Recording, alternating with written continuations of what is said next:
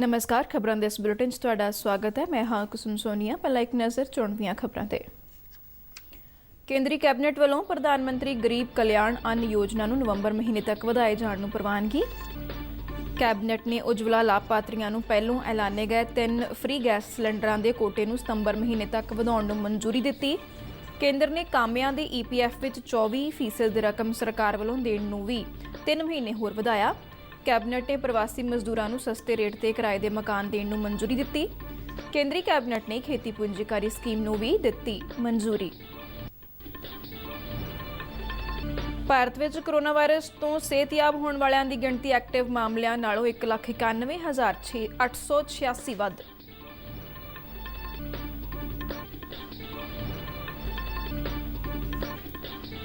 Uttar Pradesh police ने gangster विकास दुबे के नेड़ले साथी अमर दुबे नूं ढेर किया।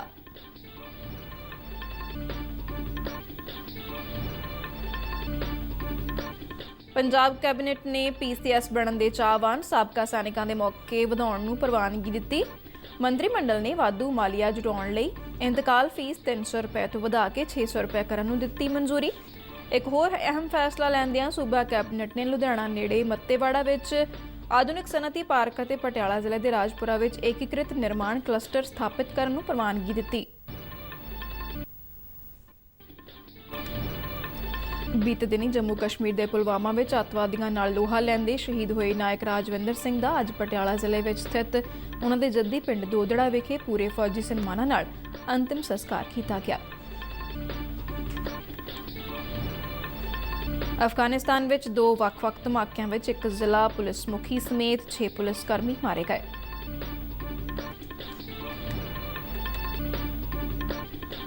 ਅਤੇ पंजाब हरियाणा ते चंडीगढ़ विच कुछ थाई हल्की तो दरमियानी वर्खा नाल गर्मी तो राहत। मौसम विभाग वालों 9, 10 ते 11 जुलाई नूं पंजाब विच टुटवीआं थावां ते भारी वर्खा दी चेतावनी। हुण खबरां दा विस्तार। केंद्रीय कैबिनेट ने प्रधानमंत्री गरीब कल्याण अन्न योजना नूं नवंबर महीने तक वधाउण नूं प्रवानगी दे दित्ती है। प्रधानमंत्री नरेंद्र मोदी की अगवाई विच अज नवीं दिल्ली विच हुई केंद्रीय कैबिनेट की मीटिंग दौरान इस स्कीम के विस्तार तो इलावा कई होर अहम फैसलों ते मोहर लगाई गई। प्रधानमंत्री नरेंद्र मोदी ने 30 जून नूं राष्ट्र दे नां अपने सुनेहे विच प्रधानमंत्री गरीब कल्याण अन्न योजना के विस्तार का ऐलान किया सी। उन्होंने कहा कि गरीब और लोड़वंद लोग देश में भुखे नहीं रहणगे ਅਤੇ कोविड-19 महामारी के इस संकट दौरान आगामी त्योहारों की रुत और मॉनसून को ध्यान में रखदिआं इस योजना को नवंबर महीने तक 5 महीनों लिए होर वधाया जा रहा है। प्रधानमंत्री गरीब कल्याण अन्न योजना तहत देश भर में APL और BPL परिवारों को प्रति जी 5 किलो कणक जां चौल और प्रति परिवार 1 किलो दाल दी जाती है। इस योजना को 5 महीनों लिए होर वधाउण दे मद्देनज़र देश में कोई 81 करोड़ लोगों को नवंबर महीने तक मुफ्त राशन का लाभ मिलेगा। इस तो पहला वित्त मंत्री निर्मला सीतारमण ने देशव्यापी लॉकडाउन लगाए जाने के तुरंत बाद इस स्कीम के पहले पड़ाव का ऐलान किया, जिस तहत अप्रैल तो जून तक 3 महीनों लिए गरीब परिवारों को मुफ्त राशन देने की व्यवस्था की गई सी। जुलाई तो प्रधानमंत्री गरीब कल्याण अन्न योजना का दूजा पड़ाव शुरू हो गया है, जो 3 नवंबर तक चलेगा। इस दूजे पड़ाव तहत कौमी खुराक सुरक्षा कानून तहत आने वाले लाभपात्रियों को 200 लाख मीट्रिक टन तो वध अनाज और 9,78,000 मीट्रिक टन चने की दाल वंडी जानी है। प्रधानमंत्री गरीब कल्याण अन्न योजना के दोवें पड़ावां नूं मिला के इस योजना ते सरकार वालों 1,50,000 करोड़ रुपए खर्चे जाएंगे। इस तरह उज्जवला लाभपात्रियों को 3 महीने लिए मुफ्त सिलेंडर की सहूलत को भी सितंबर तक वधा दिता गया है। केंद्रीय सूचना ते प्रसारण मंत्री प्रकाश जावड़ेकर ने कैबिनेट मीटिंग तो बाद प्रैस ब्रीफिंग दौरान दस्सिया कि देश में 7 करोड़ 40 लाख उज्जवला लाभपात्री महिलावां नूं इसका लाभ होवेगा। हुण उज्जवला लाभपात्री प्रधानमंत्री गरीब कल्याण योजना तहत 3 फ्री गैस सिलेंडर का कोटा सितंबर तक पूरा कर सकणगियां। प्रकाश जावड़ेकर ने दस्सिया कि केंद्रीय कैबिनेट ने कामिਆਂ ਦੇ EPF विच 24% सरकार वालों देण बारे स्कीम नूं भी 3 महीने होर वधाए जाण नूं मंजूरी दित्ती।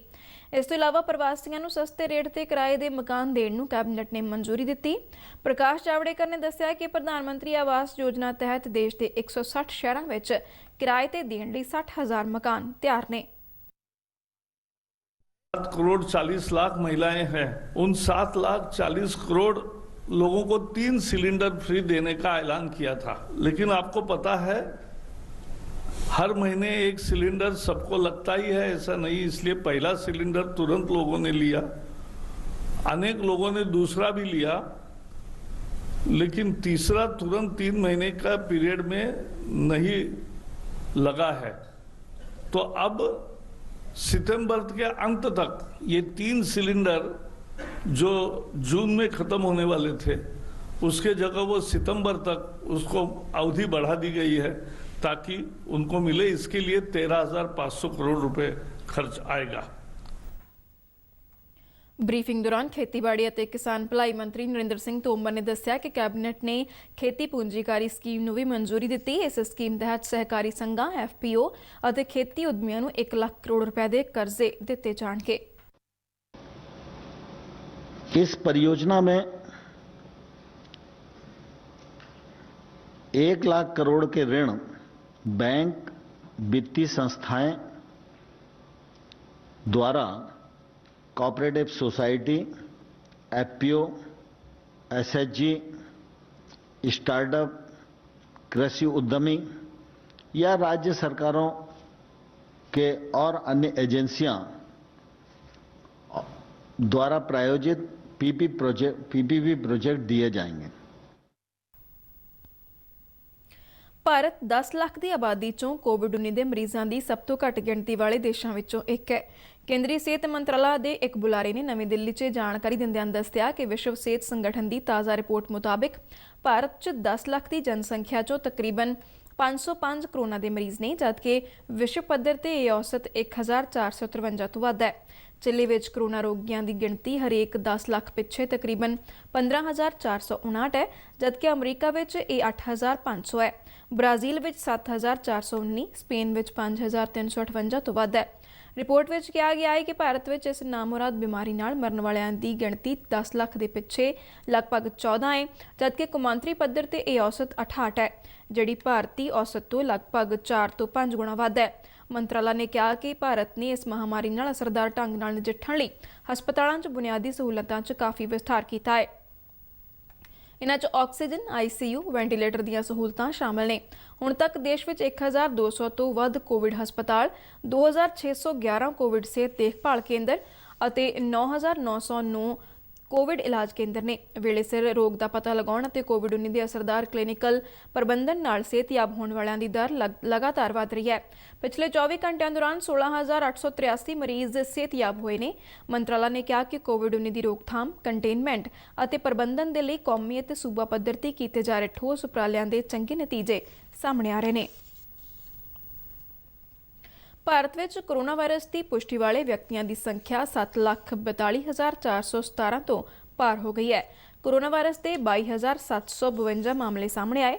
ਕੇਂਦਰੀ ਸਿਹਤ ਵਿਭਾਗ ਦੇ ਅੰਕੜਿਆਂ ਅਨੁਸਾਰ ਬੀਤੇ 24 ਘੰਟਿਆਂ ਦੌਰਾਨ 482 ਵਿਅਕਤੀਆਂ ਦੀ ਕੋਰੋਨਾ ਵਾਇਰਸ ਕਾਰਨ ਮੌਤ ਹੋਈ, ਜਿਸ ਨਾਲ ਹੁਣ ਤੱਕ ਇਸ ਮਹਾਮਾਰੀ ਨਾਲ ਮਰਨ ਵਾਲਿਆਂ ਦੀ ਸੰਖਿਆ 20,642 ਤੱਕ ਪਹੁੰਚ ਗਈ ਹੈ। ਭਾਵੇਂ ਭਾਰਤ ਵਿੱਚ ਕੋਰੋਨਾ ਵਾਇਰਸ ਦੀ ਪੁਸ਼ਟੀ ਵਾਲੇ ਮਰੀਜ਼ਾਂ ਦੀ ਗਿਣਤੀ ਵਿੱਚ ਲਗਾਤਾਰ ਵਾਧਾ ਹੋ ਰਿਹਾ ਹੈ, ਪਰ ਇਸ ਦੇ ਨਾਲ ਹੀ ਠੀਕ ਹੋਣ ਦੀ ਦਰ ਵਿੱਚ ਵੀ ਲਗਾਤਾਰ ਸੁਧਾਰ ਦੇਖਿਆ ਜਾ ਰਿਹਾ ਹੈ। ਭਾਰਤ ਵਿੱਚ ਹੁਣ ਤੱਕ ਕੋਰੋਨਾ ਵਾਇਰਸ ਦੀ ਪੁਸ਼ਟੀ ਵਾਲੇ 4,56,830 ਮਰੀਜ਼ ਸਿਹਤਯਾਬ ਹੋ ਕੇ ਘਰੀਂ ਪਰਤ ਚੁੱਕੇ ਨੇ। ਇਸ ਦੇ ਮੁਕਾਬਲੇ ਇਸ ਸਮੇਂ ਭਾਰਤ ਵਿੱਚ ਕੋਵਿਡ-19 ਦੇ ਐਕਟਿਵ ਮਰੀਜ਼ਾਂ ਦੀ ਗਿਣਤੀ 2,64,944 ਹੈ। ਇਸ ਤਰ੍ਹਾਂ ਭਾਰਤ ਵਿੱਚ ਹੁਣ ਕੋਰੋਨਾ ਤੋਂ ਠੀਕ ਹੋਣ ਦੀ ਦਰ 61.53% ਹੋ ਗਈ ਹੈ। ਭਾਰਤ ਵਿੱਚ ਮਹਾਰਾਸ਼ਟਰ ਸੂਬਾ ਕੋਰੋਨਾ ਵਾਇਰਸ ਨਾਲ ਸਭ ਤੋਂ ਵੱਧ ਪ੍ਰਭਾਵਿਤ ਹੈ, ਜਿੱਥੇ ਹੁਣ ਤੱਕ 2,17,121 ਕੋਰੋਨਾ ਦੇ ਮਰੀਜ਼ਾਂ ਦੀ ਪੁਸ਼ਟੀ ਹੋ ਚੁੱਕੀ ਹੈ ਅਤੇ ਸੂਬੇ ਵਿੱਚ 9,250 ਕੋਰੋਨਾ ਮਰੀਜ਼ਾਂ ਦੀ ਹੁਣ ਤੱਕ ਮੌਤ ਹੋਈ। ਤਮਿਲਨਾਡੂ ਵਿੱਚ 1,18,594 ਕੋਰੋਨਾ ਨਾਲ ਪੀੜਿਤ ਵਿਅਕਤੀਆਂ ਦੀ ਪਛਾਣ ਹੋਈ ਅਤੇ ਸੂਬੇ ਵਿੱਚ 1,636 ਮਰੀਜ਼ਾਂ ਦੀ ਇਸ ਬਿਮਾਰੀ ਕਾਰਨ ਮੌਤ ਹੋ ਚੁੱਕੀ ਹੈ। ਦਿੱਲੀ ਵਿੱਚ ਕੋਰੋਨਾ ਵਾਇਰਸ ਦੀ ਪੁਸ਼ਟੀ ਵਾਲੇ ਮਰੀਜ਼ਾਂ ਦੀ ਸੰਖਿਆ 1,02,831 ਤੱਕ ਪਹੁੰਚ ਗਈ ਹੈ ਅਤੇ ਕੌਮੀ ਰਾਜਧਾਨੀ ਵਿੱਚ ਹੁਣ ਤੱਕ 3,165 ਕੋਰੋਨਾ ਮਰੀਜ਼ਾਂ ਦੀਆਂ ਜਾਨਾਂ ਗਈਆਂ। ਭਾਰਤੀ ਡਾਕਟਰੀ ਖੋਜ ਕੌਂਸਲ ਯਾਨੀ ICMR ਵੱਲੋਂ 7 ਜੁਲਾਈ ਤੱਕ ਦੇਸ਼ ਵਿੱਚ ਕੋਰੋਨਾ ਦੇ 1,04,73,771 ਨਮੂਨਿਆਂ ਦੀ ਜਾਂਚ ਕੀਤੀ ਜਾ ਚੁੱਕੀ ਹੈ। उत्तर प्रदेश की विशेष टास्क फोर्स ने बदमाशों वालों पिछले हफ्ते पुलिस पार्टी ते घात लगा के किए गए हमले विच कथित भूमिका वाले गैंगस्टर विकास दुबे के एक साथी नूं हमीरपुर विच एक मुकाबले दौरान मार मुकाया है। इस दौरान कानपुर और फरीदाबाद विच होए 2 ਵੱਖ-ਵੱਖ मुकाबलों दौरान पुलिस वालों बिकरू केस विच 6 व्यक्तियों नूं गिरफ्तार भी किया गया है। उत्तर प्रदेश के ADGP प्रशांत कुमार ने दस्सिया कि हमीरपुर वाले मुकाबले दौरान 2 पुलिसकर्मी जख्मी भी हुए ने। उन्होंने अगे दस्सिया कि इस मुकाबले विच मारे गए मुख्य दोषी विकास दुबे के साथी अमर दुबे के सिर ते 50,000 रुपए का इनाम सी। उन्होंने अगे दस्सिया कि मुकाबले वाली थां तो एक गैर लाइसेंसी सामी ऑटोमैटिक 32 बोर की पिस्तौल भी बरामद की गई है। मुकाबले के होर वेरवे दिंदियां हमीरपुर के SSP श्लोक कुमार ने दस्सिया कि एक सूचना के आधार पर STF की टीम और स्थानक पुलिस ने कार्रवाई करदियां अमर दुबे नूं घेरिया। मुकाबले दौरान हुई फायरिंग विच वह जख्मी हो गया तो हस्पताल विच उसकी मौत हो गई। अमर दुबे गैंगस्टर विकास दुबे के गिरोह का तीजा मैंबर है जो मुकाबले विच मारिया गया है। पंजाब कैबिनेट ने सूबे विच PCS बनने के चाहवान साबका सैनिकों के मौके वधाउण नूं प्रवानगी दे दी है। पिछले हफ्ते मुख्यमंत्री कैप्टन अमरिंदर सिंह वालों इस बारे ऐलान किया गया सी, जिस नूं अज मुख्यमंत्री की अगवाई विच हुई कैबिनेट मीटिंग दौरान बकाया प्रवानगी दी गई। पंजाब राज सिविल सेवावां सांझी मुकाबला प्रीख्या विच मौकों की गिणती विच यह वाधा हुण केंद्री लोक सेवा कमिशन UPSC वालों दिते जांदे मौकों के पैटर्न अनुसार कर दिता गया है। कैबिनेट ने इस संबंधी साबका सैनिकों की भर्ती के कानून Punjab recruitment of ex serviceman rules 1982 के रूल 5 की क्लॉज एक मौजूदा उपबंध विच सोध नूं प्रवानगी दी। इस प्रवानगी नाल जरनल श्रेणी के साबका सैनिक उम्मीदवारों नूं मौजूदा समय विच मिलदे 4 की बजाय हुण 6 मौके मिलणगे। इस तरह पछड़ियां श्रेणियां के साबका सैनिक उम्मीदवारों लई 4 मौकों तो वधा के 9 कर दिते गए हैं, जबकि अनुसूचित जातां श्रेणियां के साबका सैनिक उम्मीदवारों लई अणगिणत मौके कर दिते गए हैं। पंजाब कैबिनेट ने अज एक होर महत्वपूर्ण फैसला लैंदियां वाधू मालिया जुटाउण लई इंतकाल फीस 300 रुपए तो वधा के 600 रुपए करन नूं मंजूरी दी। मीटिंग दौरान मुख्यमंत्री कैप्टन अमरिंदर सिंह ने माल विभाग नूं इंतकाल के बकाए मामले निपटाउण लई मुहिम चलाउण दे हुक्म दिते। मंत्रिमंडल ने गृह मामलों ते न्याय विभाग की साल 2015 की सालाना प्रशासनिक रिपोर्ट नूं भी प्रवानगी दी। सूबे की आर्थिकता ते सनअती मूल ढांचा नूं होर मजबूत करन दे मकसद नाल पंजाब कैबिनेट ने लुधियाना नेड़े मत्तेवाड़ा विच आधुनिक सनअती पार्क अते पटियाला जिले विच राजपुरा विखे एकीकृत निर्माण क्लस्टर स्थापित करन नूं भी मंजूरी दी। कोई 2000 एकड़ के रकबे विच स्थापित किए जाने वाले एकीकृत निर्माण क्लस्टर अते आधुनिक सनअती पार्क स्थापित करन ते कुल 3200 करोड़ रुपए की लागत आवेगी। बीते दिनी जम्मू कश्मीर के पुलवामा में अतवादियों नाल होए एक मुकाबले दौरान शहीद होए नायक राजविंदर सिंह का अज पटियाला जिले के समाणा नेड़े उन्हां दे जद्दी पिंड दोदड़ा विच पूरे फौजी सन्मानां नाल अंतिम संस्कार कर दिता गया। इस तो पहला शहीद दी मृतक दे भारतीय फौज के एक विशेष जहाज़ राही कश्मीर तो चंडीगढ़ लिआंदी गई, जिथों इसनूं पहलों पटियाला के मिलिट्री स्टेशन विखे लिजाया गया ਅਤੇ इस थां तो सड़क रस्ते वड्डे फौजी काफले विच शहीद दी मृतक दे उन्हां दे पिंड दोदड़ा विखे पहुंची।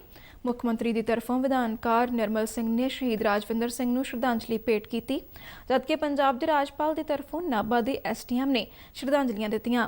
भारतीय फौज ने शहीद नूं सलामी दित्ती ते लोकां ने शहीद राजविंदर सिंह अमर रहे दे नारे लगाए। शहीद के परिवारक मैंबरां, इलाके के लोकां अते होर सियासी ते प्रशासनिक अधिकारियों की मौजूदगी विच शहीद का पूरे फौजी सन्मानां नाल संस्कार किया गया। मौके ते हाज़र लोकां ने शहीद नूं नमक्खां नाल विदाई दित्ती।